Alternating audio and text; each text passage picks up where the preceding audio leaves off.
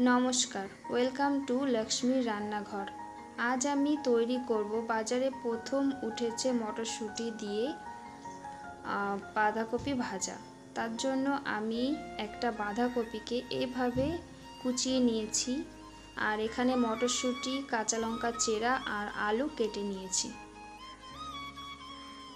এখানে ফোড়নের জন্য দুটো শুকনো লঙ্কা, দুটো তেজপাতা আর 5 ফোড়ন নিয়েছি।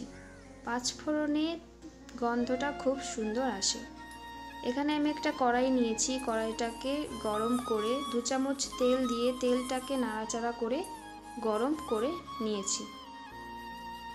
এবার ফোড়নে তেজপাতা, শুকনো লঙ্কা আর 5 ফোড়নটা দিয়ে একটু নাড়াচাড়া করে নেব। কেটে রাখা যে আলুগুলো দিয়ে দেব। আলুগুলো দিয়ে একটুখানি নাড়াচাড়া করে নেব।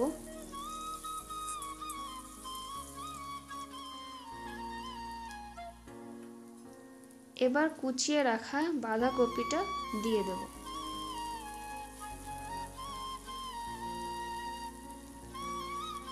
বাঁধাকপিটাকে একটুখানি নাড়াচাড়া করে নেব।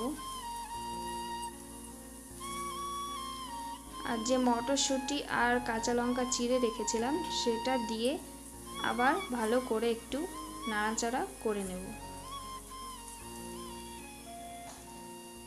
এবার পরিমাণ মতো হলুদ আর পরিমাণ মতো লবণ দিয়ে ভালো করে নাড়াচাড়া করে নেব।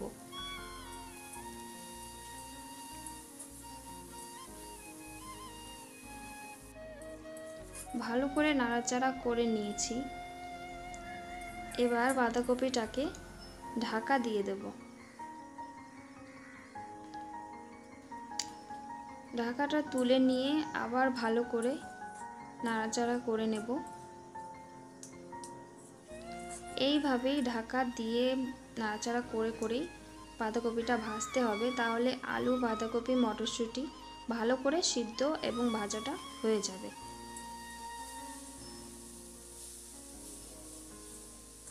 বাঁধাকপি মটরশুঁটি দিয়ে ভাজলে খুবই সুন্দর লাগে খেতে, আর এর মধ্যে 5 ফোড়নটা দিলে আরও সুন্দর গন্ধটা আসে। বাঁধাকপিটা প্রায় অনেকটাই ভাজা হয়ে গেছে, আর একটুখানি ভাজা করে নেব। বাঁধাকপিটা ভাজা হয়ে গেছে ভালোভাবে, এবার নামিয়ে নেব। আপনাদের যদি এই রেসিপিটা ভালো লেগে থাকে তাহলে আমার চ্যানেলটিকে অবশ্যই সাবস্ক্রাইব করবেন, আর লাইক, কমেন্ট, শেয়ার করতে ভুলবেন না। তৈরি হয়ে গেছে মটরশুঁটি দিয়ে বাঁধাকপি ভাজা। আপনারা বাড়িতে একবার বানিয়ে দেখবেন, খুবই ভালো লাগবে।